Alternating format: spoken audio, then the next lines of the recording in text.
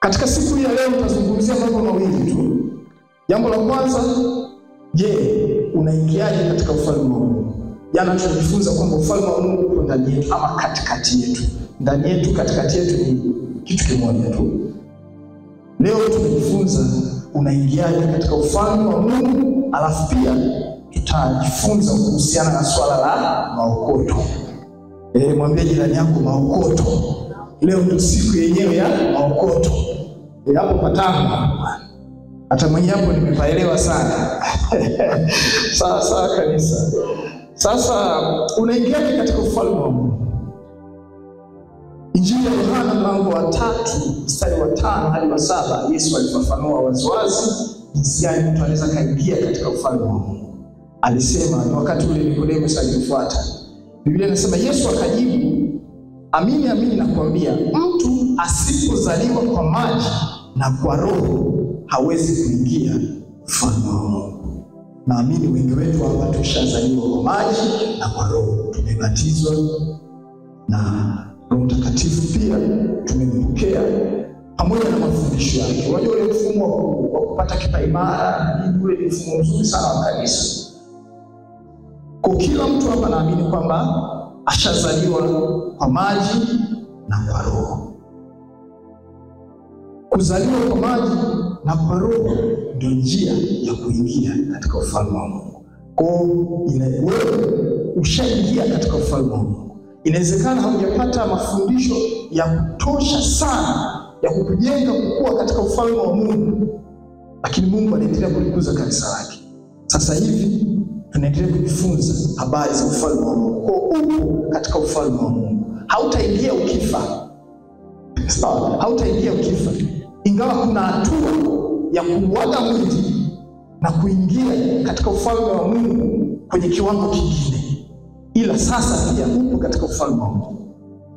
Yesu akasema kilichozaliwa na mwili ni mwili na kilichozaliwa na Roho ni roho. Usistaajabu kwa kuwa nilikwambia hamna budi kuzaliwa mara ya pili. Kwa hiyo tungali katika ufalme wa Mungu kwa kuwa tushazaliwa upya sasa hivi. Hauna haja ya kuomba ukamwambia Mungu niingize kwenye ufalme wa Mungu. Usiwe Mungu nifanye nini? No, amini ya kwamba upo katika ufalme wa Mungu. Kwenye Injili ya Mathayo, naomba nifungue Injili ya Mathayo mlango wa 9 mstari wa 16. Msoma tu yote mpaka mstari wa 26. Soma kwa haraka. 16 mpaka mstari wa 26. Natazama mtu mmoja akamwendea akamwambia, Mwalimu, itaje jambo gani jema ili nipate uzima wa milele?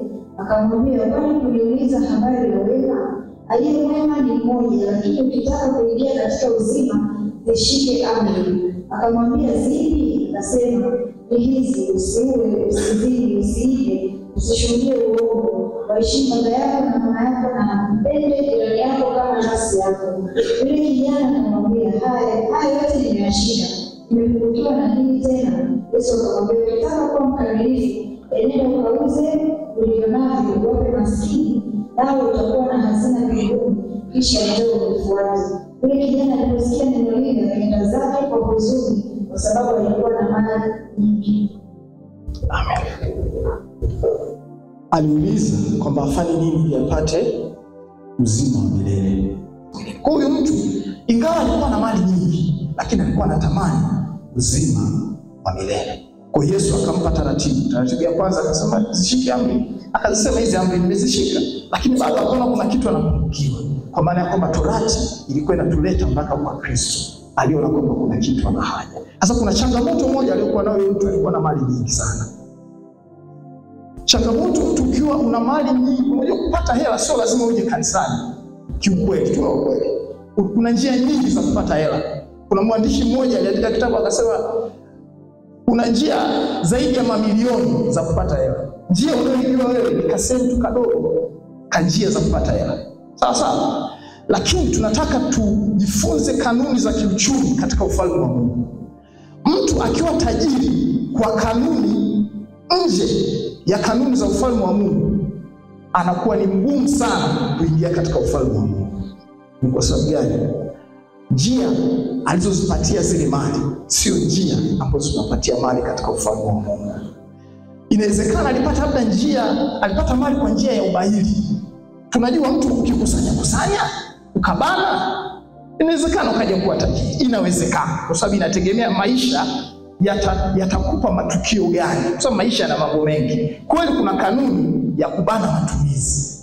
Watu ambao wanafundisha mambo ya ujasiriamali wanafundisha hivi, lazima ufanye hivi na hivi. Kwa hizo ni kanuni zinasema zinaweza, endapo maisha hayatakupa vitu vilivyo tofauti na mpango wako. Kwa sababu matukio yanaweza katokea katika maisha yako ambayo wewe umepanga, then mkakati wako ukafeli. Kwa wengine wanabahatika, wanapita hiyo njia wanaenda. Na kuna njia zingine nyingi tu za mambo ya kishirikina na mambo. Kuna njia nyingi, makorokoro ni mengi sana. Sasa huwezi kujua huyu mtu alipata mali kwa njia gani. Labda pia mali yake ilikuwa ni ya urithi. Ndugu zake wangesemaje endapo kama angeenda kuuza? Sasa kwa alihuzunika kwa sababu alikuwa na mali nyingi. Hatujui ni kwa sababu zipi. Yesu akasema kwamba itakuwa shida tajiri kuingia katika ufalme wa mbinguni. Wanafunzi wake wakapata shida na kwa kusikia hivyo. Na akasema kwamba ni kama ngamia penya katika tundu la sindano. Na wanafunzi walipoghadhibika, Yesu aliwajibu akasema, kwa wanadamu hilo haiwezekani, bali kwa Mungu yote yawezekana. Yesu alipokuwa anasema kwamba itakuwa shida, alikuwa hamaanishi kwamba hauwezi ukawa katika ufalme wa Mungu ukiwa tajiri. Hiyo haikuwa maana yake. Alikuwa anasema hivyo kutokana na yule mtu, njia zake alizozipatia mali.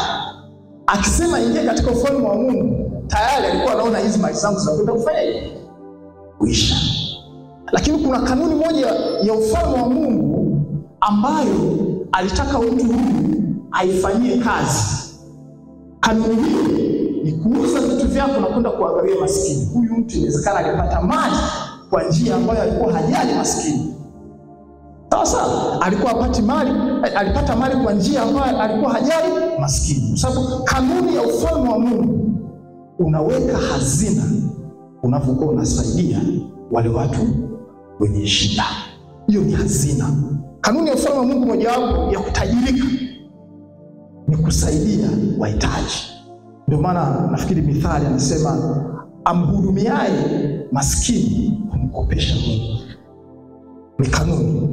Sasa huyu mtu alikuwa hajaishi katika kanuni hiyo. Wakiambiwa hivyo, angekuwa amezoea, ingekuwa jambo rahisi. Kuuza kitu cha jambo maskini, mbona nimezoea? Lakini haikuwa kanuni yake. Alipata mali kwa njia zingine. Yesu akasema kwamba kwa Mungu inawezekana. Kwa mwana wa Mungu, usifikiri kwamba hauwezi kuwa tajiri na ukawa mtumishi wa Mungu au kumtumikia Mungu kwa utakatifu na ufasaha. Inawezekana. Inawezekana kabisa ukawa tajiri na ukawa safi na ukamwishia Mungu bila mawaa kabisa. Mungu hana ugomvi na mali. Sasa jamani, Mungu hana ugomvi na mali. Ila njia za kupatia mali ziko nyingi. Kwa huyu mtu Mungu alitaka mgeuze fikra zake, kwa sababu alijua hizi mali zitamchanganya anapoanza safari ya ufalme wa Mungu. Kuwa na imani kwamba unaweza ukawa tajiri sana tu katika ufalme wa Mungu. Tutatafakari kitabu cha Ayubu mlango wa 22 mstari wa 21 hadi 29. Hili ndio andiko ambalo tumepewa na viongozi wetu katika kanisa. Kwa nitalisoma kwa ufasaha na nitalitafakari lote hapa, kwa sababu ni andiko la msingi. Kama kanisa viongozi wametupa hilo, na mimi pia wakati naandaa hili somo niliona hilo, nikaona kama ni muhimu nikalipa nafasi yake, kwa sababu kuna kitu cha kipekee sana hapa ambacho Mungu amekizungumza kwenye Ayubu mlango wa 22 mstari wa 21 mpaka 29. Biblia inasema, mjue sana Mungu ili uwe na amani, ndivyo mema yatakavyokujia. Huu ndio mstari wetu tuliopewa na Bwana kwa kanisa letu kwa mwaka huu. Mjue sana, sio swala la kumjua Mungu. Kuna neno sana pale. kuna viwango lazima ufanye pande ili uwe na amani. Mstari wa 22 anasema uyapokee tafadhali mafunzo yatokayo kinywani mwake. Uyapokee mafunzo yatokayo kinywani mwake. Kwa maana lazima uhudhurie katika darasa. Lazima uhudhurie katika darasa. Kumjua Mungu haumjui hewani tu from nowhere. Lazima uhudhurie katika darasa la Roho Mtakatifu. Kama kuna vipindi vya kanisa vimeandaliwa, hudhuria. Mungu akikusukuma kujifunza kitu fulani, hudhuria hilo darasa. Kuna kitabu Mungu amekuongoza ukisome, soma. Huko ndio kuhudhuria mafunzo. Anasema na maneno yake yaweke moyoni mwako. Moyoni mwako kuna nini? Neno la Mungu likawe kwa wingi ndani mwako. Hizo ndio namna za kumjua Mungu. Sawa, ni namna ya kumjua Mungu. Ukimrudia Mwenyezi atakujenga. Tuna taratibu za kuwarudisha watu kwa Mungu ambazo ni nzuri sana. Lakini watu huwa tunasahau kitu kimoja tunapokuwa tunarudisha kwa Mungu. Mchungaji anapokuwa amekurudisha kundini, sio mwisho wa safari yako. Ule ni mwanzo. Unatakiwa kuendelea katika kujifunza chini ya miguu yake. Kurudi kwa Mwenyezi ni process. Sio tukio tu la siku moja, unaendelea kujifunza. Moyo wako unapoendelea kujawa na neno la Mungu, ndipo nafsi yako inapozidi kumrudia Mwenyezi Mungu. Hapo ndipo unapojengwa. Mstari wa 24 anasema na hazina zako ziweke mchangani. Hii ndio shida aliyokuwa nayo hata huyu mtu. Ili uweze kuingia katika kanuni, ili uweze kuingia katika uchumi wa ufalme wa Mungu, kama ulipata mali katika njia ambayo sio ya kifalme, labda kama ilikuwa njia ya choyo, njia ya ubahili sana, sio kwa maana ya kwamba ugawe, inategemea Roho Mtakatifu atakusukuma nini, lakini sio kwa maana ugawe uze uachane na mambo kama hayo. No.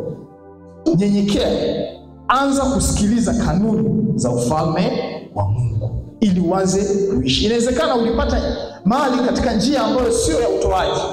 Kanuni ya ufalme wa Mungu ni utoaji. Kwa hiyo ukianza kuja kanisani unaanza kuambiwa fanya hivi, unaanza kuona mzigo. Kwa sababu kile kidogo ulichonacho haukupata kwa njia ile.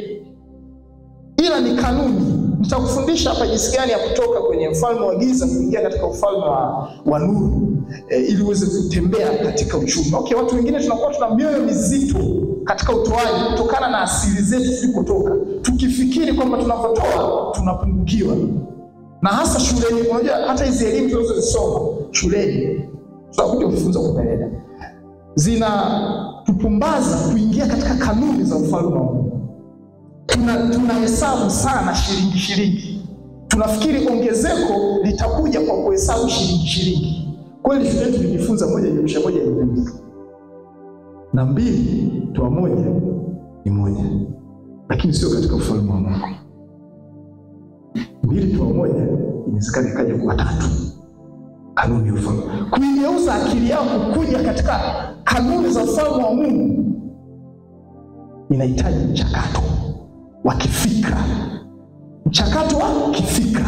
Tutajifunza hapa jinsi Mungu jinsi gani ya kukutoa. Na wewe mwenyewe utaanza kutoka taratibu, wala sio jambo gumu, jambo jepesi sana. Nilisema kwamba Yesu anatufundisha taratibu, anatuinua. Imani inaongezeka. Kwa hiyo hazina zako ziweke mchangani. Anasema naye Mwenyezi atakuwa hazina yako, atakuwa ni fedha ya thamani kwako. Ukianza kujifunza faida ya Mungu, utagundua kwamba Mwenyezi Mungu ana faida kubwa zaidi kuliko uwezo ambao fedha inaweza ikafanya.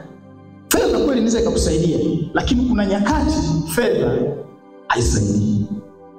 Sasa kuna nyakati fedha haisaidii, lakini uwezo wa Mungu utakusaidia. Kuna dunia ina adha nyingi sana ambazo fedha haiwezi ikatatua, ila Mwenyezi Mungu ana uwezo wa kutatua adha zote, hata zile ambazo fedha inashinda. Kwa Mungu anaposema kwamba iondoe hazina hii, kwa maana anataka ufikiri ya kwamba Mungu ni wa thamani zaidi kuliko nini? Kuliko mali.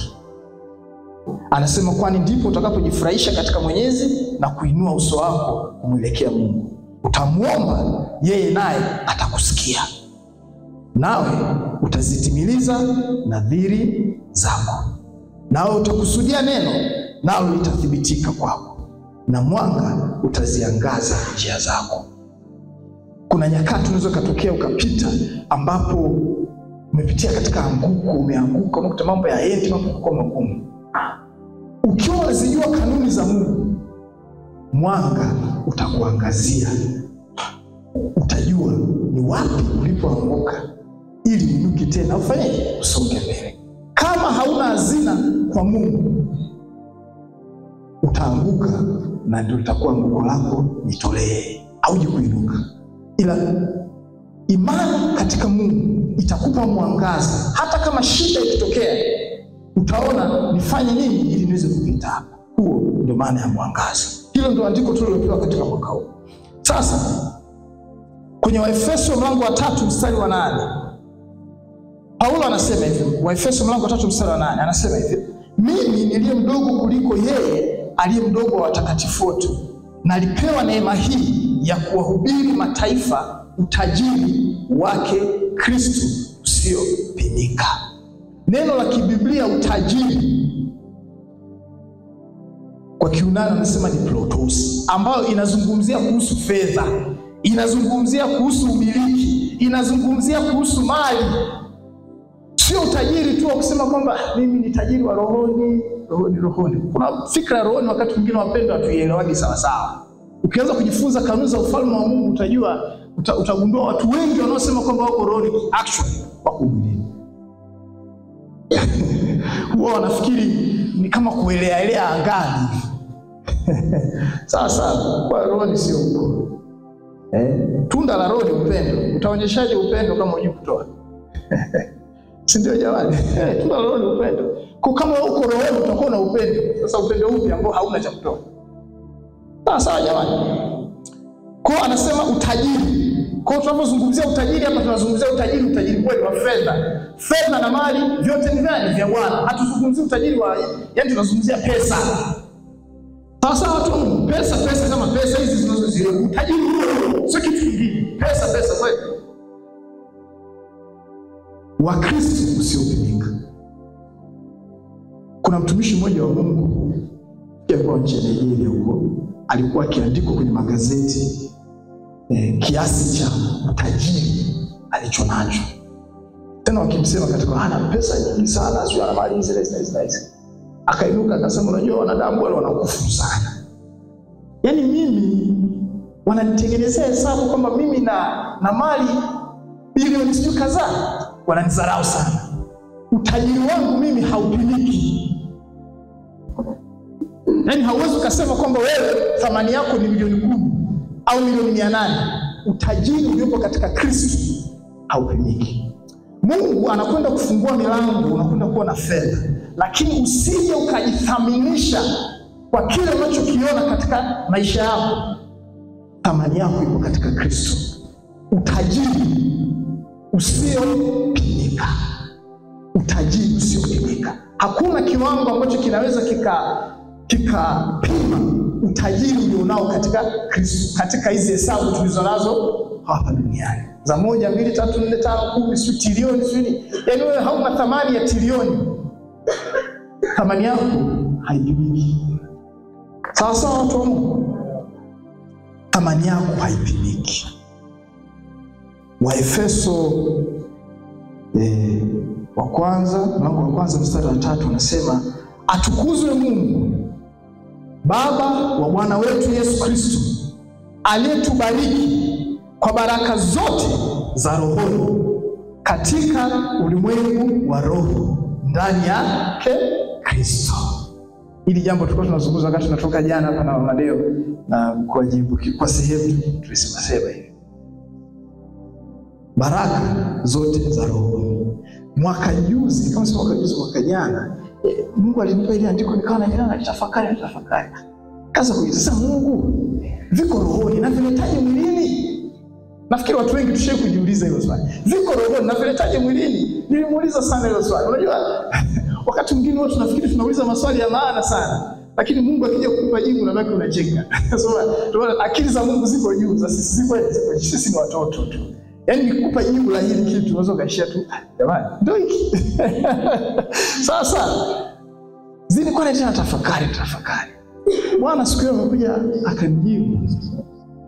Kanambia hapa, hauhitaji utoe vitu rohoni ulete mwilini. Wewe inabidi utoke mwilini ingie rohoni.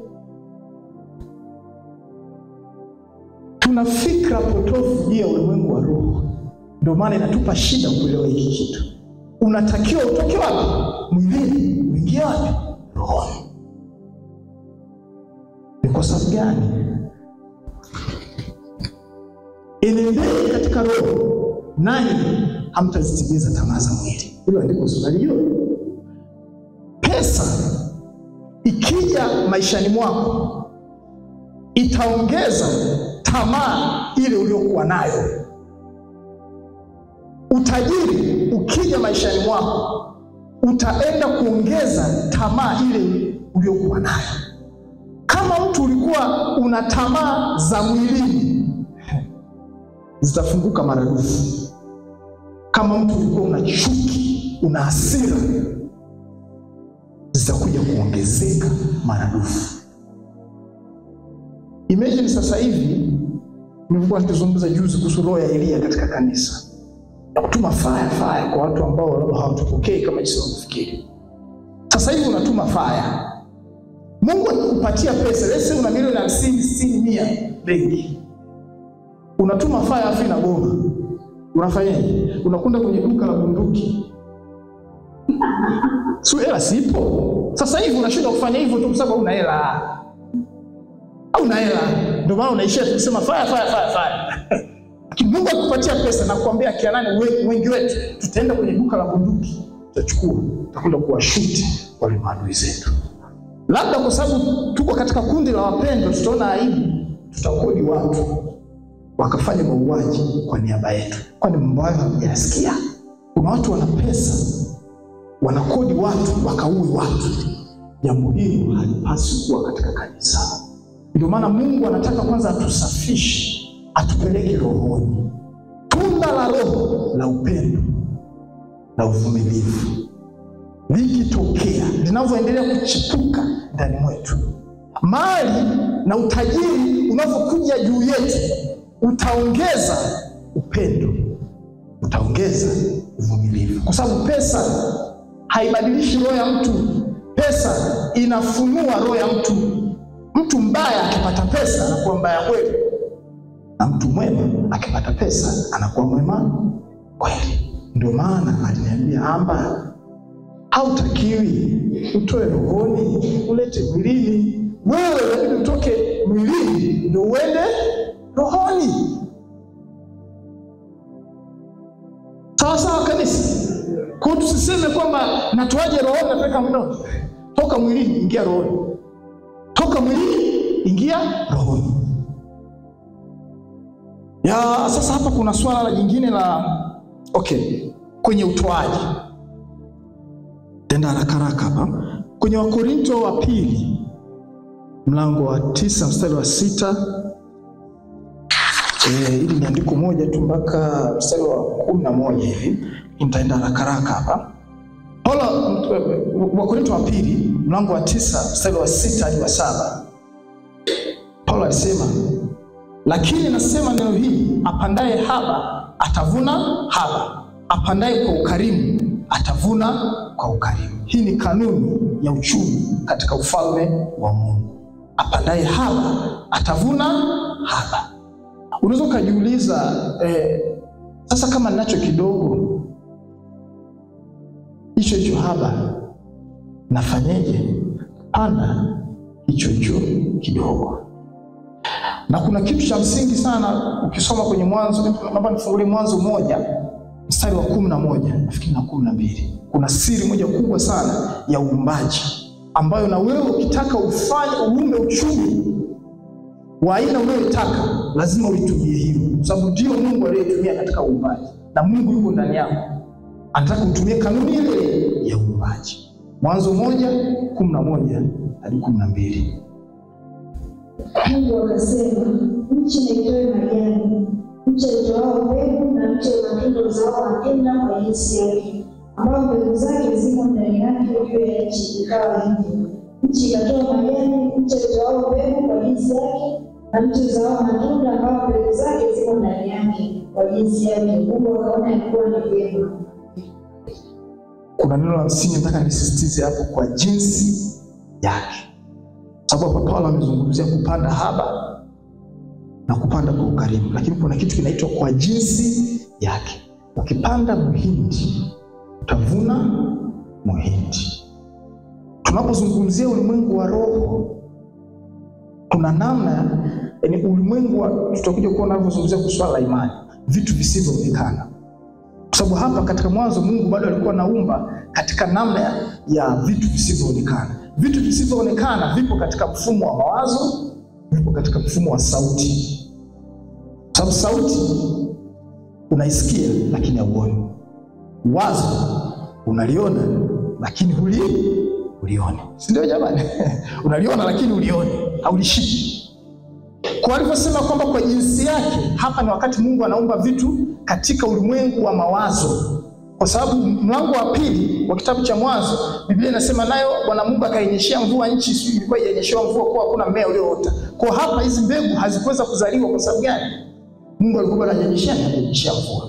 Kwa jinsi yake, ukipanda pesa utavuna pesa.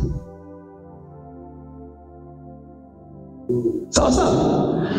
Wakristo tusiangalie haya makaratasi ili Mungu akubariki katika eneo la pesa. Eneo la pesa, mfumo wa dunia wenye jinsi ulivyo hautengenezi karatasi ambazo ni nyingi. Lazima uweze kutembea katika jicho la kiimani ili uweze kuumba pesa ambazo ni nyingi katika maisha yako. Kuna watu wanafanyaga, tunafahamu hizo stories. Unakuta mtu anafanya biashara fulani ndogo, kuna huyu anapata kama mapesa mengi. Kuna kanuni moja katika ulimwengu wa roho ya kuzidisha. Yesu alipozidisha ile mikate, kwa sababu ilikuwepo nini? Mikate na samaki. Alisema mna nini? Na mikate na samaki. Anazidisha hiyo. Kwa hiyo usishikwe sana na tamaa ya karatasi. Mungu anapotaka aizidishe ziwe nyingi katika uwezo wake, lazima ujifunze kuachilia. Sawa sawa, ujifunze kuachilia. Na tutajifunza jinsi gani ya kuachilia. Usianze ghafla. Sawa? Usianze ghafla, tutajizungumzia ndio unakwenda na kwamba ni haraka. Kuna kanuni za msingi 2 za uchumi ambazo lazima uzijue. Kuna kanuni ya upendo na kanuni ya imani. Kanuni ya upendo na kanuni ya imani. Kanuni ya upendo ni kwa ajili ya kutoa. Kanuni ya imani ni kwa ajili ya kupokea. Hivyo vitu viwili lazima uvijue ili uweze kufanikiwa katika eneo la kiuchumi ndani ya ufalme wa Mungu. Upendo na imani. Na ukisoma kwenye Wakorintho ambao nimesema hapo mlango wa 2 mstari wa 9, utasoma kwa wakati wako mlango wa 9 mstari wa 6 mpaka wa 11, utaisoma yote. Kuna eneo anazungumza Mungu anampenda yule mtu atoae kwa moyo wa furaha. Huo ni upendo wenyewe. Sasa sijazungumza kwa kina hapo kutokana na muda, lakini upendo, kutoa kwa upendo ni kutoa kwa moyo wa furaha, wa shangwe. Usitoe kile kiasi ambacho huwa watu wengine wanasema toa sadaka ile inayokuuma. Sawa. Nataka nikufundishe kukua viwango. Usitoe kiasi ambacho roho yako itahuzunika. Sababu Mungu hafurahishwi na hicho kitu. Ila moyoni mwako weka nia ya kuongezeka kiwango cha utoaji. Kwa sababu ya kanuni ya apandaye haba atavuna, kwa hautavuna vingi kwa kuwa unapanda kidogo. Hata kama Mungu anataka, kwa sababu kanuni ya Mungu, ukipanda zaidi utavuna zaidi, ila anza kupanda kidogo. Zoezi la kiroho. Unasema Mungu, mimi Bwana nataka niwe nakutolea shilingi 1000. Natamani hiyo ndio uwezo wangu, natoa shilingi. Lakini natamani nitoe zaidi, lakini anza. Unaanza unatoa unatoa. Yaani unasema mimi siwezi nikatoa chini ya shilingi 1000. Unatoa ile. Utakuta siku nyingine Mungu anaongeza kiwango cha imani yako. Utaona hivi kwani nisitoe 2000. Kwa sababu ahadi mojawapo ambayo inabidi utembee nayo kwamba sitakupungukia wala sitakuacha. Utajikuta unatoa 1000 lakini mbona maisha yanaenda tu? Mbona sio kinachobadilika? Mambo yale tu. Hebu kwanza niongeze 1500. Hebu kwanza niongeze 2000. Unazidi kupanda. Unapoendelea kupanda, Mungu kuna namna atafungua akili yako, kuna kitu utakiona cha kukifanya. Labda ufanye shughuli yoyote, kuna wazo utaliona la kufanya. Labda unafanya biashara, unafanya shughuli fulani, kuna namna utapata maarifa ya kuifanya labda biashara ile ile. Labda kuna sehemu ulikuwa unanunua kitu shilingi 5000, unashangaa sehemu Mungu anafungua mlango, unaanza kujua kuna kitu kile kile anauza shilingi 2000, unaanza kununua pale shilingi 2000. Taratibu. Sasa Mungu anakutoa hatua kwa hatua. Kanuni ya upendo ni msingi. Sasa nazungumza kanuni ya imani kwa haraka. Imani kibiblia imegawanyika katika makundi manne. Kundi la kwanza la imani ni imani dhaifu, na kundi la pili ni imani ambayo ni kubwa, na kundi jingine ni imani yenye nguvu na imani ndogo. Imani dhaifu, imani kubwa, imani yenye nguvu na imani ndogo. Imani ndio mkono wa kupokelea. Unaweza ukawa una imani ambayo ni kubwa lakini ni dhaifu, hujaifanyia kazi. Kuna watu wengine hapo tuna mawazo ya miradi makubwa, tunawaza kufanya mambo makubwa, hizo ni imani kubwa, lakini ni dhaifu. Unashindwa kufanya mambo makubwa kwa sababu hujafanyia zoezi la kiimani, na moja ya zoezi la kiimani ni utoaji. Kuanza kufanya kidogo kidogo na uongezeke katika imani yako katika utoaji. Useme mimi hata mashindano utafika 10,000 unasema mimi bwana siwezi nikatoa chini ya 100. Tunakwenda huko, siwezi kutoa chini. Yaani tunakwenda imani kwa imani. Hapo unakuza misuli yako ya kiimani. Kwa sababu imani dhaifu ni imani. Lakini haiwezi kufanya mambo makubwa. Kwa sababu nini? Ni dhaifu. Ni imani lakini ni dhaifu. Kwa unataka msuli wake uongezeke, lazima ufanye zoezi. Na unaweza ukawa una imani ambayo ni ndogo. Ukijiangalia unajiona kama mimi nafanya vishughuli vidogo dogo. Lakini unaweza ukawa na imani ambayo ni ndogo yenye nguvu, imefanywa mazoezi. Unashangaa wenzako wanahangaika na mambo makubwa, wewe unafanya vitu vidogo dogo tu, na maisha yanaenda. Na unafanya vitu vikubwa zaidi kuliko yule mtu ambaye ana imani kubwa. Sasa tutajifunza zaidi siku zingine swala la imani, najaribu kwa muda hapa. Kuna imani hizo, lakini pia kuna imani ambayo nimesema imani ambayo ni kubwa na dhaifu. Sasa imagine mtu ana imani ndogo afu dhaifu. Hatari sana. Ndogo afu dhaifu ni hatari sana. Ni hatari sana. Kwa tujifunze kuishi kwa imani. Kwa sababu maandiko yanasema kwamba mwenye haki wangu ataishi kwa imani. Imani ni kuwa na uhakika ya mambo yatarajiwayo. Ni bayana ya mambo yasiyoonekana. Ni kuwa na uhakika. Kuwa na uhakika ndio maana nimesema anza kidogo kidogo, kwa sababu hautakiwi uwe na shaka katika utoaji wako. Yesu alisema ukiwa na imani ukauambia mlima huu ng'oka na usione shaka moyoni mwako, itakuwa hivyo. Kwa ili uondokane na mashaka ya kukua katika imani, anza kutendea kazi imani yako kidogo kidogo. Isiwe kwa shurutu, isiwe kwa ghadhabu, ila fanya kidogo kidogo ukiwa na nia ya kuongezeka imani, kwa sababu ya kanuni ya pandaye haba atavuna haba. Na kiukweli tunataka tuvune sana. Tunataka tuvune utajiri sana. Tuishi katika kanuni hiyo.